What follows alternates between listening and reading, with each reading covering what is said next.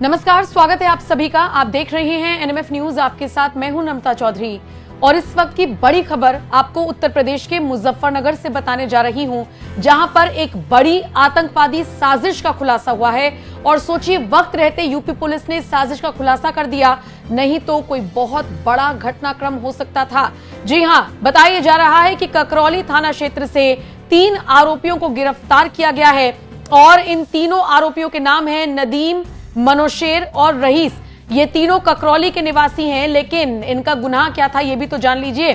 और कैसे मुजफ्फरनगर से एक बड़ी आतंकी साजिश का खुलासा हुआ है ये भी आप समझ लीजिए। दरअसल कांवड़ यात्रा चल रही है और सबसे ज्यादा रश अगर देखा जाता है तो आपने गौर फरमाया होगा कि हरिद्वार से लेकर आप आइए रुड़की, फिर मुजफ्फरनगर, फिर उसके बाद गाजियाबाद, मेरठ, और इसी तरीके से ये पूरा रूट निकलता है और यहाँ पर सबसे ज्यादा कांवड़िए नजर आते हैं। और सोचिए, इस बीच जब कांवड़ यात्रा चल रही है, ऐसे में ककरौली थाना क्षेत्र के इन 3 मुस्लिम लड़कों ने लोन वुल्फ हमले की कोशिश की।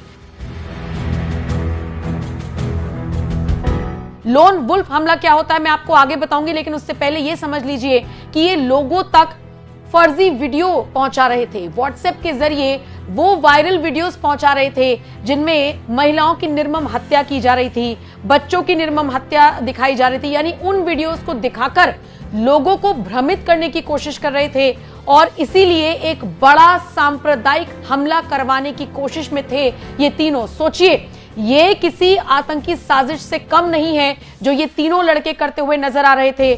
शुक्र है यूपी पुलिस की मुस्तैदी का कि इन 3 लड़कों को गिरफ्तार कर लिया गया। यूएपीए, आईटी एक्ट और गंभीर धाराओं में मुकदमा दर्ज किया गया है। फॉरवर्ड बैकवर्ड लिंक की जांच लगातार की जा रही है। सोचिए ना, व्हाट्सएप ग्रुप ककरौली युवा एकता समेत 5 भड़काऊ ग्रुप चिन्हित किए गए हैं, क्योंकि पुलिस ने इनके फोन बरामद किए हैं। इनके व्हाट्सएप पर जाकर देखा है तो कई ऐसे ग्रुप्स ये लोग चला रहे थे जिनमें भड़काऊ पोस्ट डालकर लोगों को भड़काने का काम कर रहे थे, ताकि उन्माद फैले, ताकि सांप्रदायिक हिंसा फैले।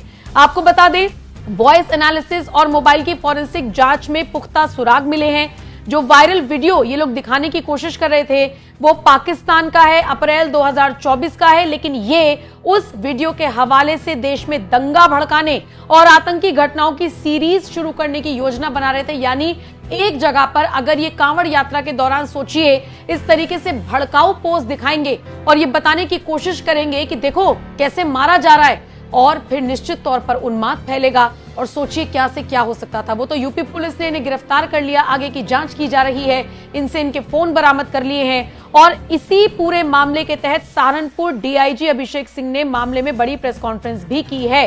पुलिस की सतर्कता से कैसे एक बड़ी साजिश नाकाम हुई है, कैसे एटीएस और अन्य एजेंसियां अब और ज्यादा एक्टिव हो गई हैं, और ये पूरा मामला कैसे पकड़ में सामने आया, आप जरा प्रेस कॉन्फ्रेंस देखिए। ये क्योंकि पाकिस्तान का ही वीडियो है और पाकिस्तान का स्पेसिफिक वीडियो है, इसको हमने कई जगह ढूंढने की कोशिश की। न्यूज चैनल्स ने भी इस वीडियो को एडिट करके चलाया था, लेकिन आप इस वीडियो को देखेंगे, वीडियो में सब क्लैरिटी है। तो देयर इज अ चांस कि ये वीडियो सरहद पार से यहाँ पर क्या कहते हैं किसी मॉड्यूल के थ्रू इन्फिल्ट्रेट कराया गया है।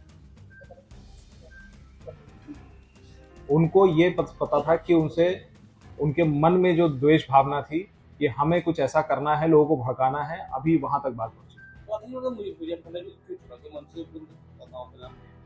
देखिए, ये जो मंसूरपुर का गांव है, ये भी आया है कि ये मुरादाबाद में भी एक इस प्रकार का गांव है मंसूरपुर, और जो उसने बाकी नाम दिए, एक हमारे यहाँ भी थाना मंसूरपुर है। मुजफ्फरनगर ये भी इसलिए भी हो सकता है क्योंकि ये मुजफ्फरगढ़ की घटना है वहां की, तो हो सकता है कि उनको आसान रहा हो कि इस घटना को मुजफ्फरनगर नाम से खपा ले जाएंगे। विशेष संप्रदाय को भड़काकर उनको आतंकवादी विचारधारा की तरफ ढकेला जा सके, जिससे वो इस कांवड़ यात्रा में किसी प्रकार का कोई अटैक भी कारित कर सकते हैं, वो लोन वुल्फ अटैक भी कर सकते हैं। इस संबंध में अभी हमने 3 लोगों को गिरफ्तार किया हुआ है, उनसे हम कंटिन्यूअसली पूछताछ कर रहे हैं, और जो भी उनके पास हमको डिवाइस मिले हैं, मोबाइल फोन से मिले हैं, उन सबका भी एनालिसिस हम कर रहे हैं। इसमें आपके माध्यम से मैं ये बात बताना चाहूँगा कि इस प्रकार का वीडियो कई ग्रुप्स में प्रसारित हो रहा है, और उसमें यही आरोप लगाया जा रहा है कि कुछ संगठनों द्वारा मुसलमानों की इस तरह से हत्या की गई है, जिसमें खासकर बच्चों का जिस तरह उन्होंने चित्रण दिखाया है जो पाकिस्तान की घटना का है, उससे लोगों के अंदर उनकी भावनाओं को भगाया जा सकता है। इसलिए हमें बहुत ही सजग रहना है। मैं मुजफ्फरनगर पुलिस की टीम को बधाई दूंगा कि उन्होंने समय रहते विदिन 16 आवर्स 3 लोगों को गिरफ्तार कर लिया है। इस समय हमारी टीम्स अन्य जनपद और अन्य राज्यों में भी कंटिन्यूसली प्रतिशत दे रही हैं, जिससे जिन्होंने भी इन वीडियोस को अपने विभिन्न ग्रुपों में प्रसारित किया है अथवा इनको कहीं और फॉरवर्ड किया है, उनकी हम अरेस्टिंग कर सकें। इसमें एक बहुत ही इंपॉर्टेंट बिंदु ये है कि ये एक एनिमी स्टेट पाकिस्तान के यहाँ पर हुई घटना का वीडियो हमारे यहाँ लोकल ग्रुप्स में प्रसारित किया गया है, इसलिए इस बात की बहुत ही ज़्यादा संभावना है कि ये पाक बेस्ड ISI हैंडलर्स द्वारा ये वीडियो किसी अन्य मॉड्यूल को भेजा गया हो जो बाद में इन ग्रुप्स में आया हो। इस तथ्य पर भी हम कंटिन्यूसली इन्वेस्टिगेशन करते रहे। तो ये प्रथम दृष्टिया ये बात सामने आई थी। अभी भी हमारी कांवड़ यात्रा चल रही है। 23 तारीख को हमारी शिवरात्रि है। इसको चलते हुए पहले भी आपने देखा कि 2 कांवड़ से यहाँ पर एंटी टेरर स्क्वाड की टीम यहाँ पर तैनात थी और हम लोग कंटिन्यूसली आसूचना एकत्रित करते थे। ग्राउंड पर जो हमारी फोर्स विजिबिलिटी थी उसके साथ साथ हम साइबर स्पेस की पेट्रोलिंग भी कर रहे थे और सोशल मीडिया की मॉनिटरिंग भी कर रहे थे, जैसे हमने कई बार कहा, और उसमें हमें ये तथ्य प्रकाश में आए हैं। मैं इस मंच से इस बात को एकदम क्लियर कर देना चाहता हूं कि यदि किसी ने किसी प्रकार की भी कोई भ्रामक इन्फॉर्मेशन सोशल मीडिया के माध्यम से फैलाई जिससे कानून व्यवस्था की स्थिति, सांप्रदायिक सौहार्द की स्थिति में कोई विघटन या बाधा उत्पन्न हुई, उसके विरुद्ध कठोरतम कार्रवाई करने के लिए हम कटिबद्ध। इस समय हंच है कि इस प्रकार की जब वीडियोस प्रसारित की जाती हैं तो विशेष संप्रदाय के लोगों के अंदर ऐसी मानसिकता हो सकती है कि वो हमारे जो इसमें रोड पे कावड़िए चल रहे हैं उनके ऊपर बस रैमिंग कर दें, कोई एक आदमी सिंगल अटैक कर दे, क्योंकि लोन वुल्फ अटैक केवल और केवल भड़का के करवाया जाता है। उसमें जरूरी नहीं कि कोई हैंडलर किसी के सीधा संपर्क में। सर, जो आरोपी पकड़े गए इनका प्रोफाइल क्या है? क्या पहले भी ऐसी घटनाओं में इन्वॉल्वमेंट रहा है इनका? नहीं, अभी इस प्रकार का कोई भी हमें लिंक नहीं मिला है कि पुराना इन्होंने ऐसा कोई काम किया है। ये आरोपी कक्षा 5 कक्षा 6 तक पढ़े हुए हैं और लोअर इनकम ग्रुप से ताल्लुक रखते हैं, परंतु इनके जानने वाले कई जगहों पर कहीं फेरी लगा रहे हैं, कहीं दिल्ली में है, कोई बिहार में, इस प्रकार के हैं। तो हम हर जगह इन्वेस्टिगेशन टीम्स को रवाना कर रहे हैं इस बात को देखने के लिए कि किसी और मॉड्यूल से जुड़े तो नहीं। जैसे भी जो 5 ग्रुपों की बात आ रही है कि 5 ग्रुप का उन्होंने प्रसारित किया है, क्योंकि जो एडमिन है उनके लिए आपको कार्रवाई, ये जो आपको 5 ग्रुप्स मैंने प्रेस नोट में लिख के दिए हैं, इसमें किसी में 400, किसी में 450, किसी में 150, इस प्रकार के मेंबर्स है। हर एक मेंबर को चिन्हित किया जाएगा, वो जिन ग्रुपों में कनेक्टेड है उन ग्रुप्स में चिन्हित किया जाएगा। तो एक बहुत बड़ी चेन होगी, एक स्पाइडर वेब होगा जिसको हम लोग संभालेंगे।